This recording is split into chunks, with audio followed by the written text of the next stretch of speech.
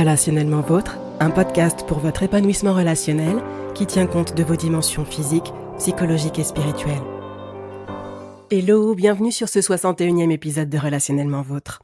Dans l'épisode 60, vous avez découvert cette métaphore du jardin intérieur, une métaphore qui aide à y voir plus clair concernant nos vies et nos relations. Chacun de nous a un précieux espace intérieur, un duo de l'âme et de l'esprit, un cœur dont émanent les sources de la vie.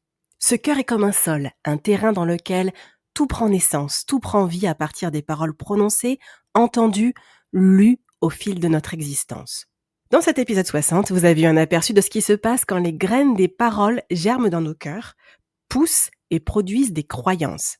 Cette semaine, j'aimerais vous parler des fruits issus des arbres de nos croyances et de nos systèmes de pensée. Et oui, qu'en est-il des fleurs, des fruits que sont nos décisions, nos comportements, nos actions, sachant que ces fruits contiennent des graines, c'est-à-dire des paroles, semées à leur tour dans le cœur de nos relations et dans notre propre cœur. Ça vous dit de vous poser la question avec moi? Qu'en est-il des fruits qui émanent de mon cœur, de votre cœur?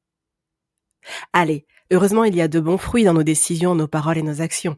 Il arrive qu'il y ait une saveur plutôt douce, pleine d'amour, une saveur sucrée, sans trop l'être bien sûr. Par exemple, si je prends la décision de me rapprocher d'une personne, de prendre de ses nouvelles alors que ça faisait longtemps qu'on ne s'était pas parlé, ça peut avoir une saveur plutôt douce, plutôt sucrée. Ou quand je fais un compliment, que j'exprime des paroles encourageantes à quelqu'un sans trop en faire. Ou encore quand je pose un geste soutenant, réconfortant. Avoir conscience de l'existence de ces bons fruits, en toute humilité bien sûr, aide à aborder le côté moins sympathique des fruits à la saveur désagréable, sans avoir l'impression d'être la pire personne qui soit. C'est un petit tip que je vous glisse comme ça.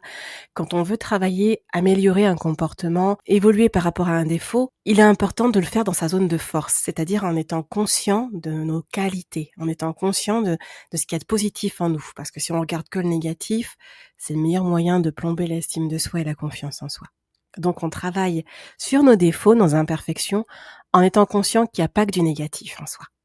Ce côté moins agréable dans les fruits que l'on peut du coup partager dans nos relations, c'est de reconnaître qu'il n'y a pas que du bon dans les décisions prises, les actes posés et les paroles semées dans la vie des autres.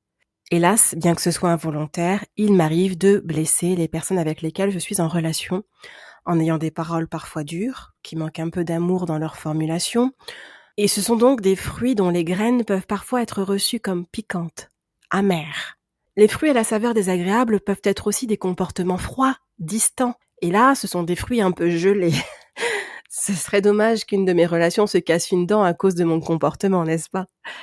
C'est une image qui fait sourire, mais plus sérieusement, si on y réfléchit un instant, la dureté et la froideur de certains actes, et surtout de certaines paroles, font bien plus mal qu'une gifle. Une fois de plus, ce n'est pas volontaire. Toutefois, c'est intéressant de comprendre ce qui se joue, quels mécanismes sont en place si je veux amener du changement, et si vous voulez en faire autant, n'est-ce pas?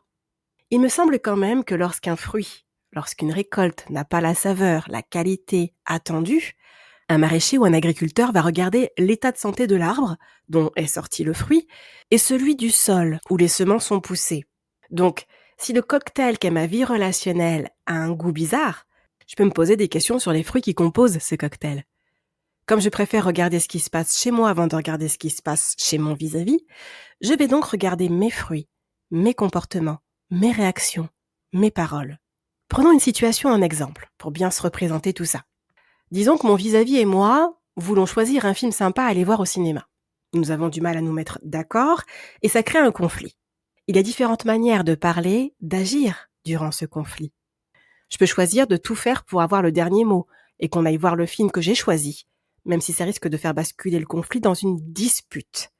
Si vous vous demandez la différence entre le conflit et la dispute, le conflit, c'est une divergence d'idées, une divergence de points de vue, mais on peut tout à fait être en conflit sans se crier dessus, sans se manquer de respect.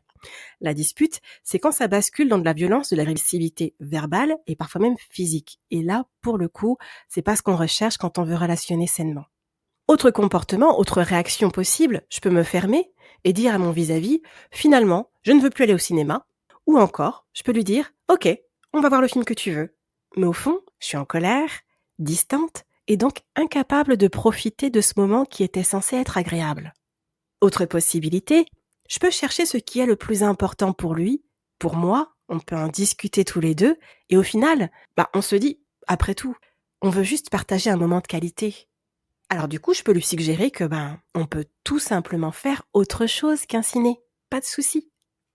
Selon vous, qu'est-ce qui va faire que je vais agir et parler avec des fruits plutôt doux, qui apaisent le conflit et permettent une issue positive pour le couple, ou que je vais plutôt relationner avec des fruits un peu amers, en fuyant le conflit, en me fermant, ou avec des fruits à la saveur aigre-douce, avec un comportement passif-agressif. Je fais mine d'accepter la proposition de mon vis-à-vis, mais je suis distante et je lance des piques. Ou encore, qu'est-ce qui va faire que je vais partager des fruits plutôt acides, voire limite empoisonnés, avec des reproches profondément blessants, des attaques personnelles, un comportement agressif au point d'amener le conflit à dégénérer. Eh bien, c'est là que je vais faire un tour du côté de l'arbre qui a porté ces fruits, c'est-à-dire du côté des croyances et des schémas de pensée à l'origine de mes décisions, de mes prises de position, de mon comportement et des paroles que j'exprime. Il peut y avoir tout un éventail de croyances derrière la manière de réagir lors d'un conflit. Imaginez un instant, dans un coin de l'immense jardin de mon cœur, il pourrait y avoir de bons gros arbres pleins de branches bien solides. Et il peut s'agir de l'arbre de la croyance selon laquelle c'est important d'avoir le dernier mot, qu'il faut à tout prix défendre son point de vue si on veut qu'il soit pris en compte. Il peut y avoir un autre arbre qui pourrait être celui de la croyance selon laquelle il faut absolument montrer que j'ai du caractère.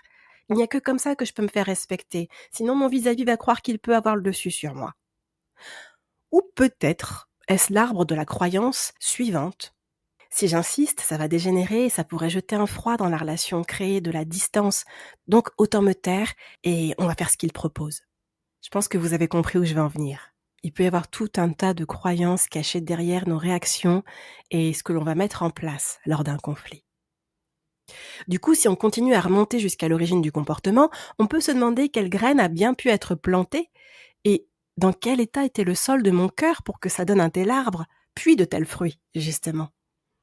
Serait-ce une graine plantée par mes propres mots alors que j'en avais marre de me faire marcher dessus dans mes relations?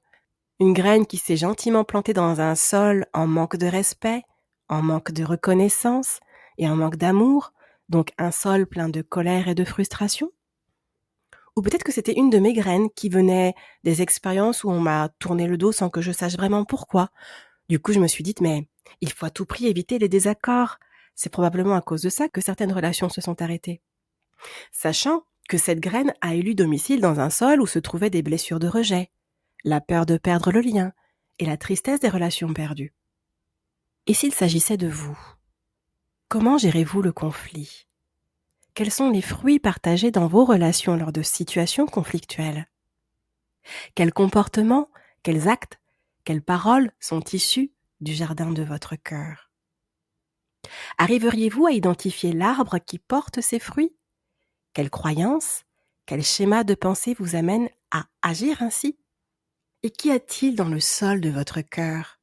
Ou que manque-t-il au sol de votre cœur pour que de tels arbres continuent à vivre dans ce jardin?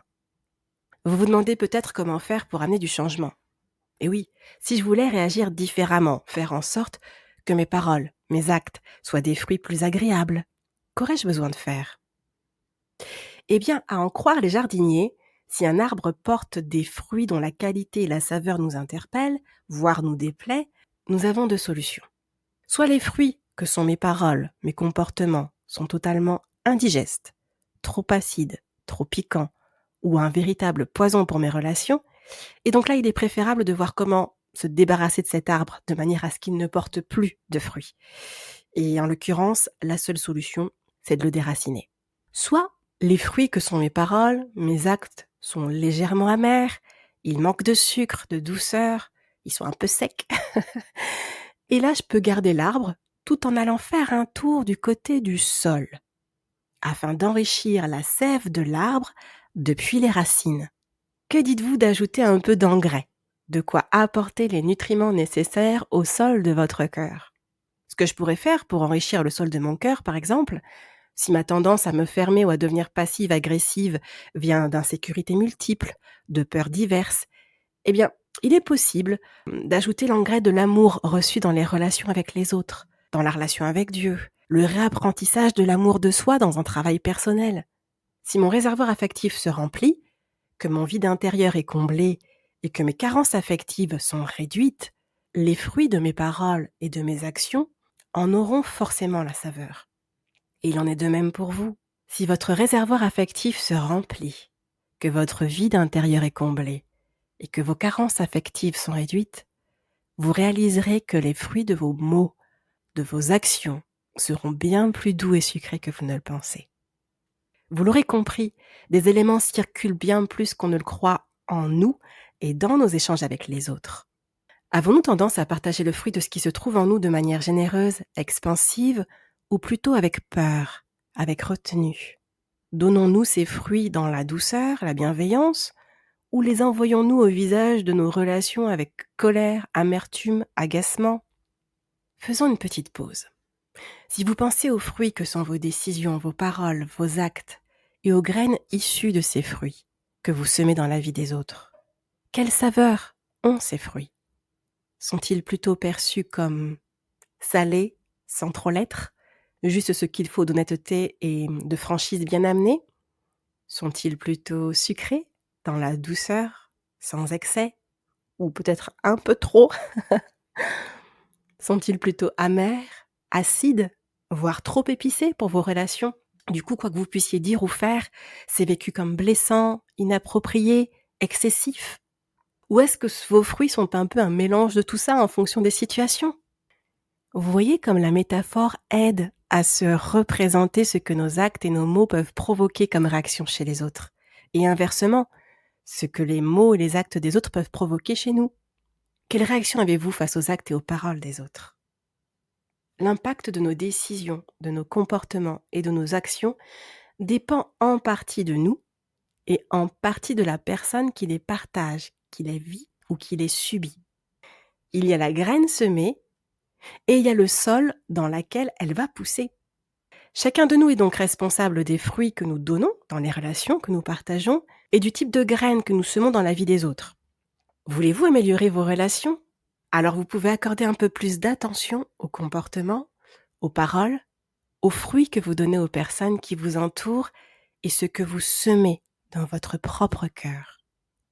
Si ça ne vous convient pas, vous pouvez faire un tour du côté des croyances et des systèmes de pensée qui ont donné naissance à ces comportements, à ces mots, tout en jetant un œil à ce qui se trouve dans le sol de votre cœur, ce qui va alimenter ces croyances. Ça peut être laborieux de faire ce cheminement tout seul, donc n'hésitez pas à solliciter l'aide d'un ou d'une professionnelle pour cheminer. Et puis de toute façon, on aura d'autres épisodes pour pouvoir continuer à avancer par rapport à cette métaphore et en découvrir plus sur les manières de prendre soin de ce jardin. On approche de la fin de cet épisode, mais avant de s'arrêter, en bonus, voici un défi à relever si vous voulez que l'amertume contenue dans vos paroles et vos actes laisse place à une saveur plus douce, plus sucrée. Tout à l'heure, je vous disais qu'ajouter un peu d'engrais dans le sol peut aider. Nous aurons l'occasion de revenir sur les différentes manières d'alimenter le sol de nos cœurs dans un prochain épisode. Là, je voudrais plutôt vous proposer un défi. Tout d'abord, je vous invite à prendre un temps au calme, avec de quoi noter. Ensuite, faites une liste des personnes qui vous ont blessé avec le fruit de leurs paroles et ou de leurs actes. Je vous propose de prendre des petits papiers sur lesquels vous allez ensuite noter le prénom de chacune de ces personnes, un prénom par papier que vous allez ensuite plier, vous mélangez bien, et là, vous piochez l'un de ces petits papiers pour découvrir le prénom d'une personne. Et je vous propose de dire à haute voix X, donc le prénom de la personne que vous aurez pioché. Je choisis de me libérer de l'offense en laissant place au pardon. Je décide de relâcher tout ressentiment, tout ce que je retenais contre toi, afin de laisser place à l'amour dans mon cœur. X, donc le prénom de la personne. Je choisis de te pardonner.